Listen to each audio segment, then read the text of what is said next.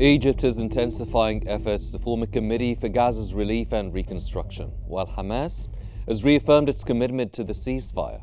Meanwhile, Palestinian President Mahmoud Abbas has rejected forced displacement and emphasizes Palestine's right to self-determination at the African Union summit in Addis Ababa. I'm Henny Saif, and stay with us for in-depth analysis and live updates on these developments here on Q News.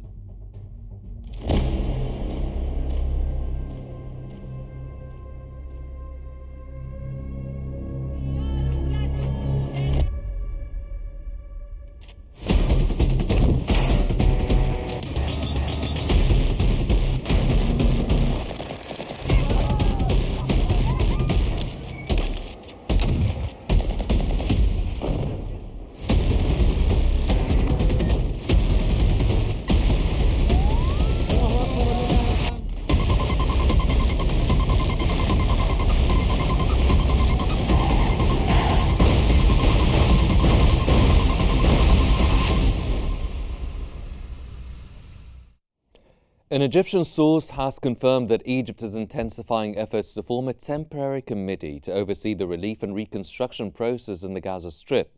The source also stated that Hamas has affirmed its commitment to the three-phase ceasefire agreement and its decision not to participate in governing Gaza in the upcoming phase.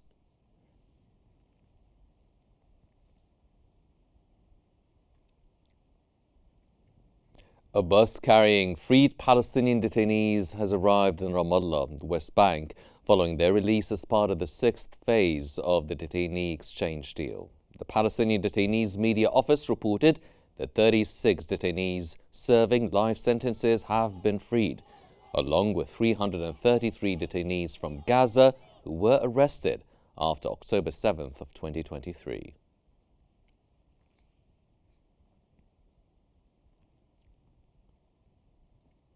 Hamas has stated that the release of the sixth group of Israeli detainees confirms that negotiations and adherence to the ceasefire deal are the only ways to secure their freedom. The group accused Israeli Prime Minister Benjamin Netanyahu of stalling and trying to evade the deal's obligations to serve his political interests. Hamas stressed that it secured guarantees from mediators before resuming exchange process and vowed not to allow the agreement to fail.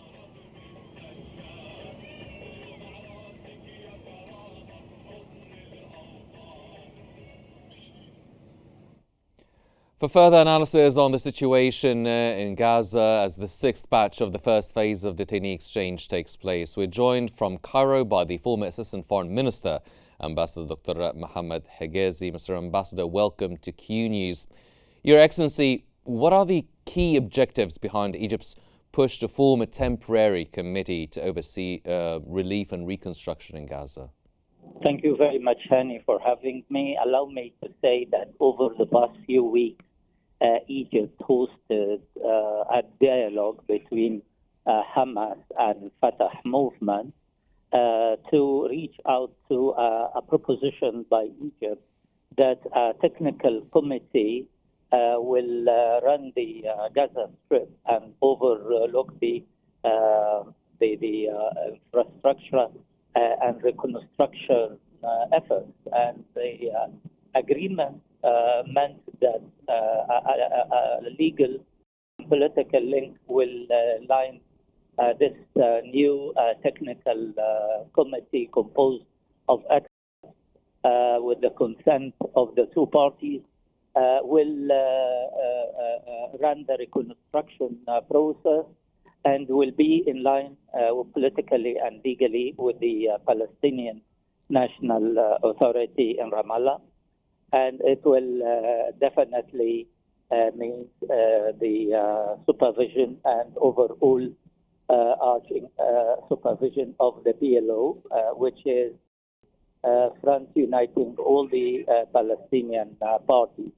Having said that, the meaning of this technical committee, that it carries the consent of all the movements. At the same time, it will lead the construction campaign, which Egypt will submit a plan for reconstruction this plan will be submitted to the Arab 5 Summit Conference in Riyadh, composing of Jordan, Egypt, Saudi Arabia, United Arab Emirates, and Bahrain, being the head of the Arab League Summit for this session. So the committee is a very positive development. It reflects the consent and reconciliation between the viewpoints of Fatah and Hamas, and it revised also the legal and political links between Gaza and the West Bank,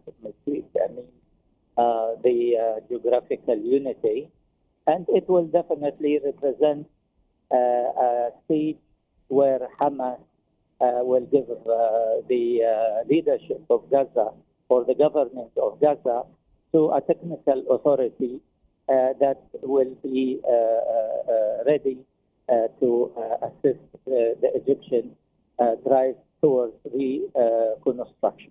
Well, Mr. Ambassador, how critical or significant has Hamas's decision to refrain from governing Gaza in the next phase been in shaping the political and administrative landscape of the Gaza Strip?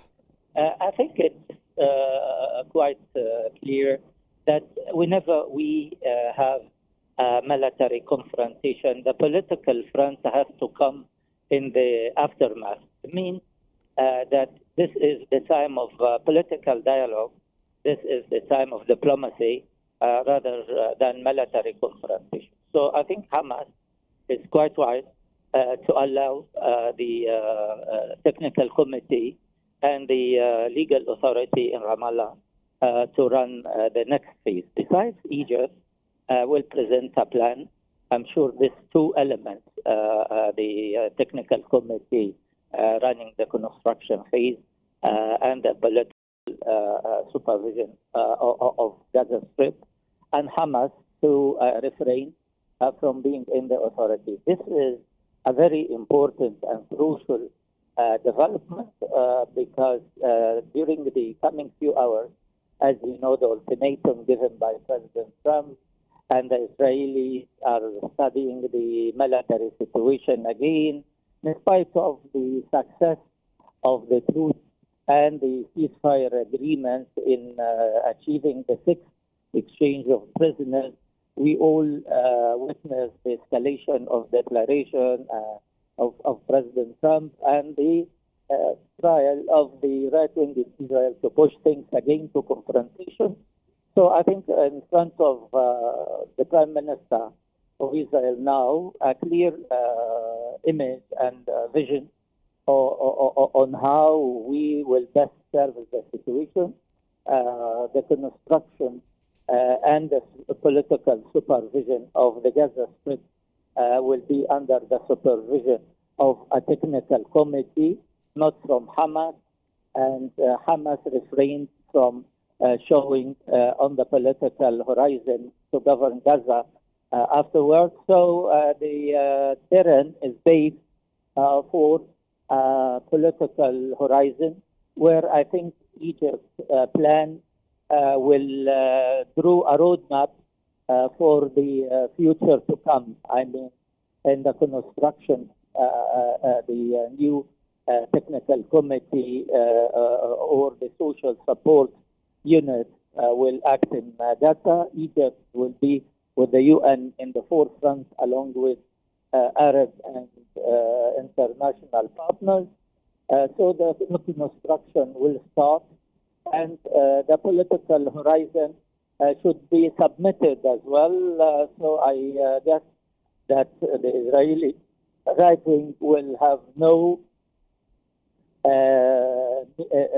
justification to call for the resumption of war, and definitely Egypt will immediately act to rebuild Gaza with the Palestinian people living in their homeland. Well, Dr. Higazi, with the Trump ultimatum that you've mentioned earlier, the noon today, that was the deadline that was given, and given the current developments that have been taking place, what are the prospects for a long-term ceasefire in Gaza? Is it a realistic, is it a reassuring development that took place today, or is it still very much on a tightrope?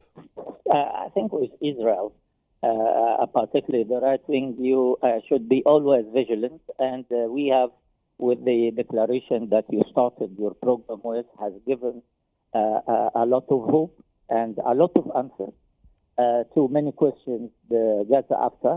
So the Gaza AFTA will be supported by this social technical committee of experts that will be running the reconstruction with Egypt, according to that we will submit in Riyadh on the 20th, and we'll take it further to the Arab Summit on the 27th. And after this endorsement, we'll submit the American administration, Israelis, and the parties of a work plan that can safeguard the situation for the benefit of us all. From Cairo, that was the former Assistant Foreign Minister, Ambassador Dr. Mohammed Higazi. Thank you very much, Your Excellency, for joining us.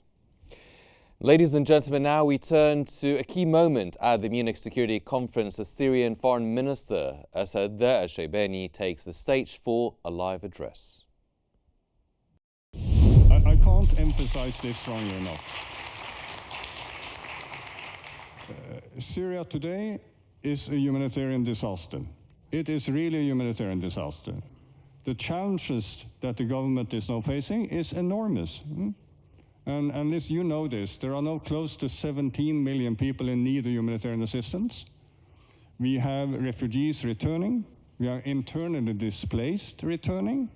They need to see that there is a future in Syria, and they need to see it quickly. We have seen now that there is a general license from the Americans. The European Union are doing the best they can, but we need immediately to fix the energy sector. We need to see that financial investments is possible. The central bank should no longer be sanctions. We need to see health. We need to see education, just to begin with. It will take time before the Americans are capable of addressing the question of sanctions in the broader sense. But while we are waiting for that to happen, we need to fix these other things. And for that to happen, we need more support to Syria, more economic and humanitarian support. And it's crunch time. This can't wait. Thank you for mentioning that. I'm sure some of the questions will end. I'm going to pick up Minister Fidan because Geir Pedersen mentioned it as part of his array of issues that he's concerned about. You'll remember in those early days after the collapse of the regime, you had Israeli warplanes bombing. You also had Turkey involved in the north. And I think many asked, well, is this the right time to be engaging militarily in Syria at a time when it was trying to take back its sovereignty? And I know Turkey has said it has specific concerns about the Kurdish groups, but is it being unhelpful that you are so still engaged militarily along your border?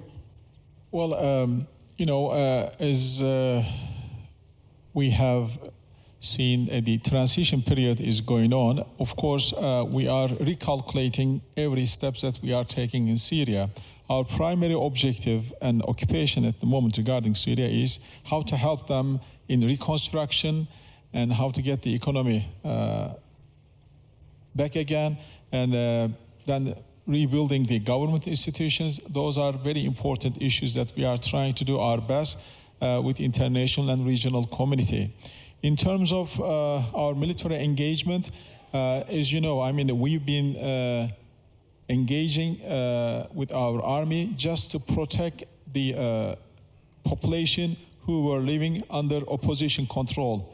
We were talking about 5 million people that time. So that was a result of Astana process. And I think today, all the people that we were there to protect, now, thanks God, they are ruling the country altogether. Hopefully, a bright future is waiting for them. Then there is only one remaining issue for us in terms of security. I think we are also expecting our friends in Damascus to address this issue, not to leave us, is to get rid of PKK-YPG. Because PKK-YPG is is a big threat like Daesh to Syria and the entire region, because the international terrorist fighters from Turkey, from Iraq, from Iran, now they are packed and fueled in northern Syria, and they are disguising themselves under the pretext of fighting against ISIS. There is no fight against ISIS. There is a prison services to provide to the American military, because there is no other place to put the Daesh prisoners in prison. So this has been chosen a place to put the prison. But you cannot allow these people to occupy 1/3 of the country and to sit on the oil and gas fields, to rob the country, not to allow the central government and millions of the other Syrians not to benefit from the oil and gas. So this should end. This is not only a national security threat to us, but also a big problem for our region. Yes. And it is a question that you have to resolve, not just with the Syrian authorities, but with the American authorities who are backing the YPG. And we don't want to spend this to dominate our discussions, but are you working with the Trump administration, President Trump's administration, on resolving that conundrum, which is at the expense, I think, of Syria? Well, we have started talking with the Trump administration. We actually had detailed discussions with the previous administration towards their end of their term. But now Trump administration is just settling down, and I had my first, in-person meeting with Secretary Rubio yesterday, and my other colleagues are meeting with their counterparts. So hopefully we'll come to terms. Okay. Before I go to just one comment from you, Hind. I mean, the United Nations is very keen to get involved. How much outside support, and in particular the UN, does Syria need in helping in this transition? Or can Syrians do it on their own? Thank you for the question, but I need to comment something about the Kurds, because this is the ongoing questions about the Kurds. Kurds are part of the Syrian people, and we are consider them Syrian citizens and proud of this. But to have their own army, to have their own place, this is against our unity. And reality is, if every single group will keep their militia and keep their army, we're going to end up like the scenario of Iraq. And for us, the last thing we want to have the scenario of Iraq. So we need one army who respect the humanitarian law and not to kill their own people like what Assad regime did. So their duty is to protect us in one humanitarian law. This is number one. Number two, as your question about outside, this is a Syrian-led. We need it to be Syrian-led. We need it to be a process of Syrian. First of all, we do respect the EU, what they did for us over the last 14 years. They stand by us. They've been supporting us. Turkey, they did so much for us, sometimes over all of them, and we appreciate our Saudi Arabia brothers and sisters. They are amazing. They are supporting us. But we have also our sovereignty, and we need to have our process alone. They are part of the security, part of our partners, and I like now what they did in the new government. We have this open door diplomacy. Ladies and gentlemen, that was a live address from the Syrian Foreign Minister Asad Shaybani at the Munich Security Conference, also joined by the Turkish Minister of Foreign Affairs Hakan Fidan.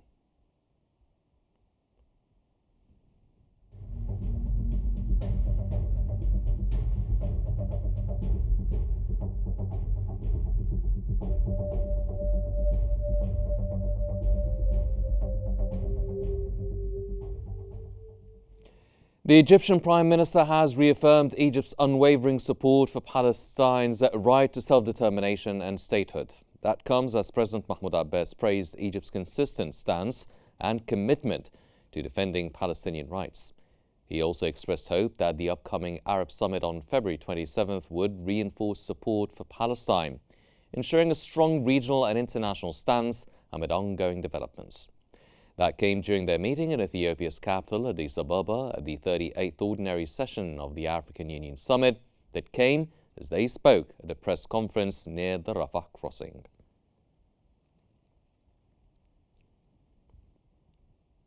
Palestinian President Mahmoud Abbas has firmly rejected any attempts to forcibly displace Palestinians from their homeland.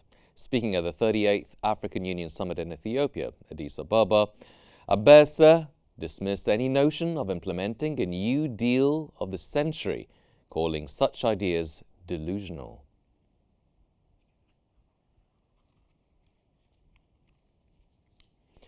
And for more analysis on the situation in Gaza as the sixth batch of the first phase of detainee exchange takes place, we're joined from Cairo by Al Ahram newspaper managing editor, Mr. Ashraf Al-Ashri. Mr. Ashri, thank you for being with us here on Q News. Now, sir, how likely are the expected negotiations for the second phase of the ceasefire agreement in Gaza to be successful in light of the recent positive developments?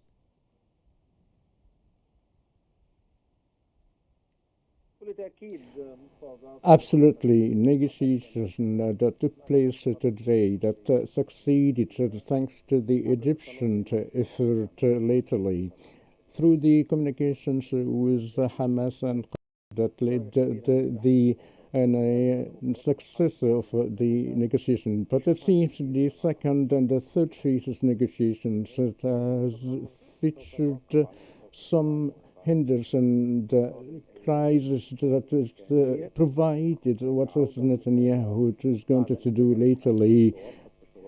After the Hamas group has committed to fulfill the implementation of the three-phase agreement.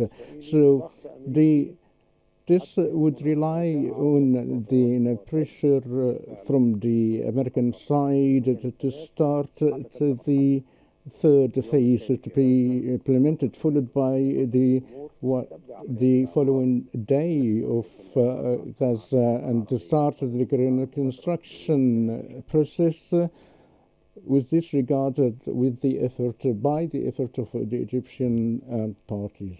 So what would you say are the key objectives behind Egypt's push to form a temporary committee to oversee the relief and reconstruction processes in Gaza?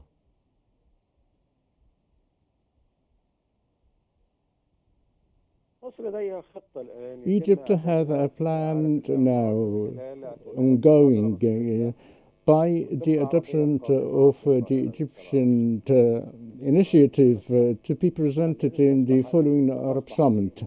And this initiative will be an international by an Arab proposals through which to call for the International Convention to Reconstruction of Gaza and establishment of a special fund for the reconstruction with the participation of the regional countries and the international community in order to form a temporary committee to oversee the reconstruction in Gaza according to the plan of Egypt with the constitution of the Arab region, in order to be adopted in the following Arab Summit and to be internationally. It's basically in Egyptians, but Egypt wishes to involve the regional Arab international communities for reconstruction and stop the way before Netanyahu for displacement of the Palestinian in Gaza. And the international community should announce of the Egyptian initiative through which everyone would refuse and reject the displacement and hopefully will get the international consensus in the upcoming meeting in preparing for the Arab Summit. From Cairo, that was Al Ahram newspaper managing editor, Mr. Ashraf Al-Ashri. Sir, thank you for joining us here on Q News. And this brings us to the end of our special coverage here on Gaza. But please don't forget to follow Q News on YouTube, Facebook, X, Instagram and TikTok at Q News EGY to stay informed. I'm Hani Saif. Thank you for joining us.